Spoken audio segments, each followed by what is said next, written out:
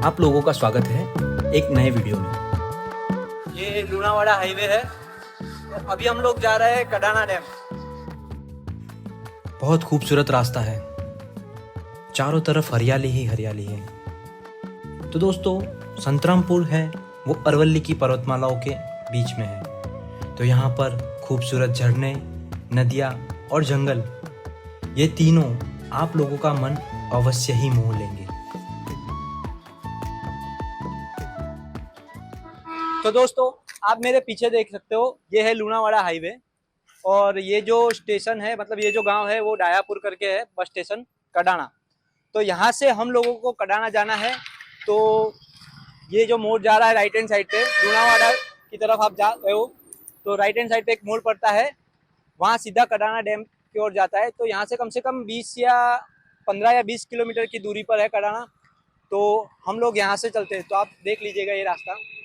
तो ये डायापुर करके विलेज है और रास्ता आप देख सकते हो, बहुत ही खूबसूरत रास्ता है। ठंडा ठंडा पवन और दोपहर के 1:45 है। थोड़ा सा कहूँ तो थोड़ा सा डिसअपॉइंटेड हूँ यार, क्योंकि इतने दूर जर्नी करके आया था यहाँ पर ब्लॉग बनाने के लिए। पर ठीक है, चलो, जो होता है वो अच्छे के लिए होता है, वो कहते हैं ना। अभी नहीं तो कभी नेक्स्ट टाइम।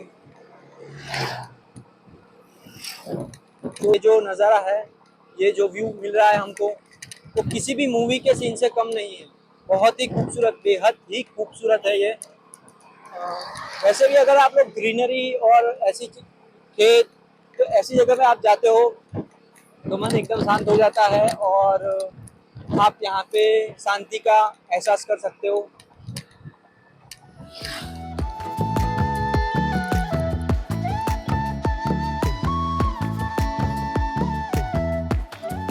मेरे साथ ये जो चिराग है वो बाइक राइडिंग करता है और उसके पास मेरे ख्याल से केटीएम है।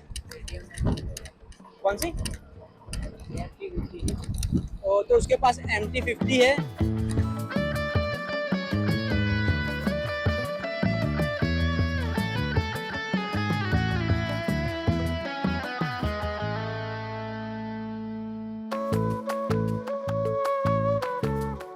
हम लोग जब पोरबंदर गए थे तब वहाँ पर भी ऐसी ही हरियाली थी।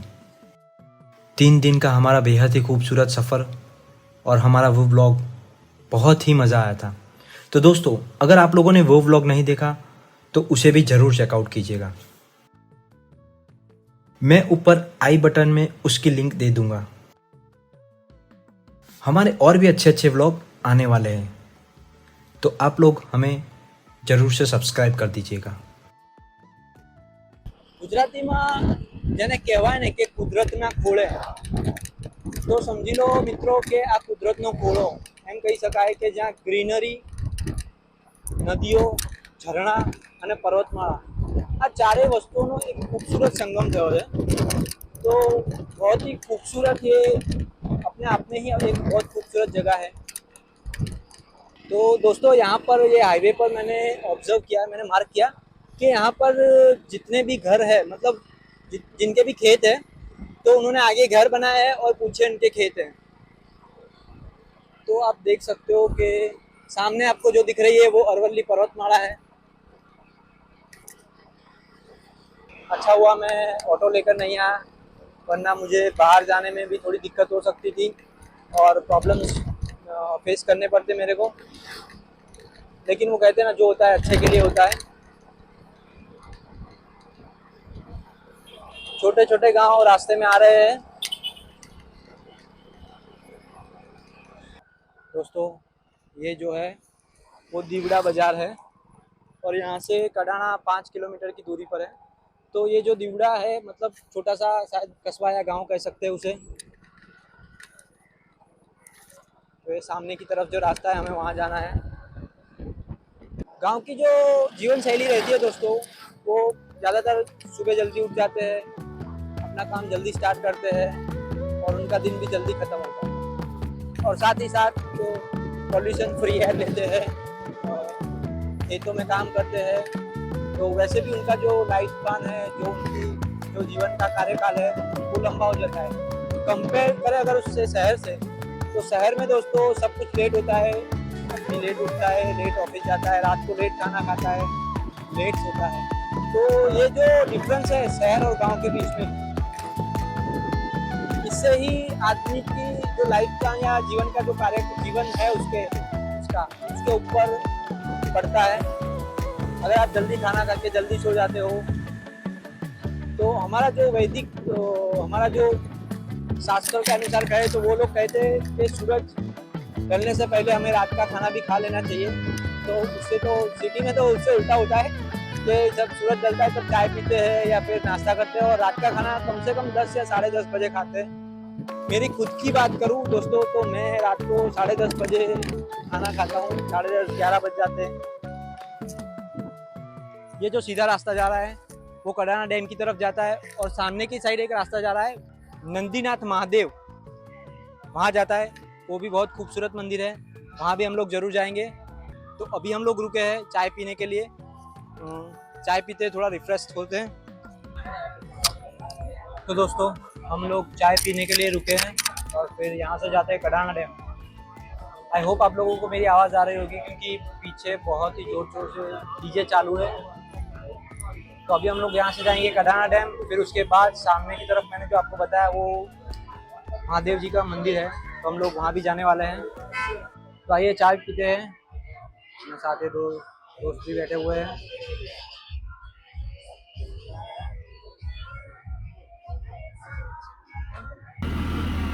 हम लोग फाइनली कडाना डैम पहुँचने वाले हैं और आप देख सकते हो कि रास्ता बहुत ही मतलब हार्ड है और ये जो ऊपर की तरफ चलने का ढलान है। फाइनली हम लोग कडाना डैम पहुंच चुके हैं और पीछे आप देख सकते हो वो कडाना डैम है।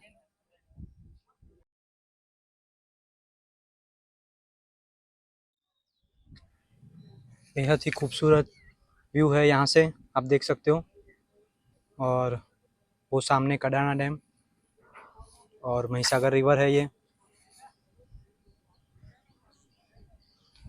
आसपास में बहुत सी ग्रीनरी है और ये जो माउंटेन रेंज पर्वतमाला की जो रेंज है उसे अरवल्ली पर्वतमाला कहा जाता है। ये जो कडाना बांध है उसका निर्माण 1979 से 1989 के बीच में किया गया था और इस बांध का मुख्य उद्देश्य सिंचाई और खेती को बढ़ावा देना है और साथ ही साथ इलेक्ट्रिसिटी जनरेट करने का भी है। तो दोस्तों यहाँ पर जो पहले दो जनरेटर है वो 1990 में और दूसरे जो दो जनरेटर है जिससे कि ऊर्जा उत्पन्न होती है वो 1998 में चालू किए गए थे। काफ़ी अच्छी ग्रीनरी है यहाँ पर दोस्तों और पूरा पहाड़ी इलाका है। ये संभल के पैर रखना होता है। वातावरण एकदम शांत है और आज हल्की हल्की धूप भी निकली हुई है तो वो भी एक प्लस पॉइंट रहा है। अदरवाइज अगर जो बारिश की सीज़न रहती तो थोड़ा डिफ़िकल्ट हो सकता था हमारे लिए। और यहाँ पर पत्थर के साथ थोड़ी थोड़ी मिट्टी भी है तो फिसलन भरा रास्ता है। पूरी ये जो नदी है वो महिसागर नदी है।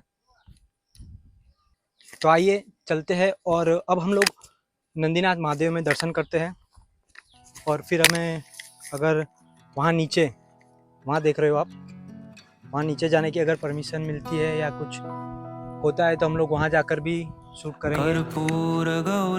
तो ये नंदीनाथ महादेव है, अंदर चलते हैं महादेव के दर्शन करते हैं। भवं भवानी सहितं नमामि। तो दोस्तों ये जो नंदीनाथ महादेव है यहाँ पर, आपका नाम क्या है? गोसाई शैलेश भाई है। तो वो हमें इस मंदिर के बारे में थोड़ा कुछ हिस्ट्री के बारे में बताएंगे। तो ये महादेव का शिवलिंग 100 साल पुराना है। 100 साल पुराना है ये शिवलिंग। पानी में गुफा थी, वहाँ था। ओके। और डैम बना, कडाना डैम बना, इसलिए वो शिवलिंग इधर लाए। अच्छा, तो इनका कहने का मतलब है कि पहले जो शिवलिंग है वो नीचे था, फिर जैसे ही कडाना डैम बना तो उसको ऊपर लाकर यहाँ पर महादेव को स्थापित किया है। अभी ये जो महादेव का मंदिर है और वहाँ पर बिरसा मुंडा जी की जो प्रतिमा है, वहाँ पर कोई गुजराती सॉन्ग का कुछ शूटिंग चल रहा है, तो आप देख सकते हो मेरे पीछे। और वो जो लड़के हैं उन लोगों ने ट्रेडिशनल पहनावा जो होता है, ट्रेडिशनल पारंपरिक जो कपड़े होते हैं वो पहने हैं। बिरसा मुंडा जी का जन्म 15 नवंबर 1875 में हुआ था और वो भारतीय आदिवासी स्वतंत्र सेनानी और मुंडा जनजाति के लोकनायक थे। 19वीं शताब्दी के अंत में बंगाल प्रेसिडेंसी, जो कि हाल में झारखंड में है, वहाँ पर हुए धार्मिक स्वतंत्रता आंदोलन का उन्होंने नेतृत्व किया था और इसी वजह से श्री बिरसा मुंडा जी भारतीय स्वतंत्रता आंदोलन के एक महत्वपूर्ण व्यक्ति बन गए थे। मुंडा जनजाति के लोग उन्हें भगवान मानते हैं और उन्हें धरती आबा नाम के उपनाम से भी जाना जाता है।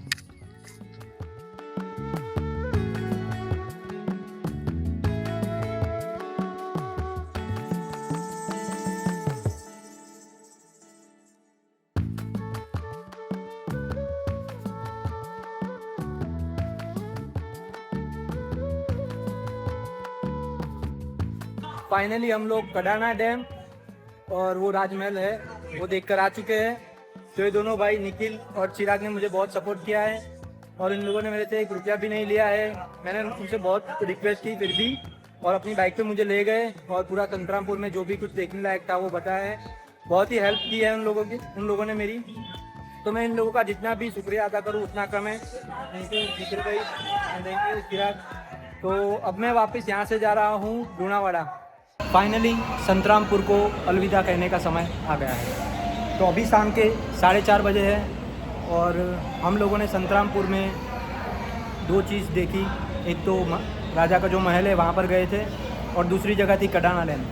तो वहाँ से हम लोग वापस आ गए और मेरे जो 2 दोस्त थे चिराग और निखिल, उन लोगों को फाइनली अलविदा कह के मैं यहाँ पर एसटी डेपो आ गया हूँ। यहाँ से हम लोग जा रहे हैं लूणावाड़ा। अगर आप लोगों को वीडियो अच्छा लगा है तो उसे लाइक कीजिए, चैनल पे नए हैं तो उसे सब्सक्राइब कीजिए और ज़्यादा से ज़्यादा इस वीडियो को शेयर कीजिए।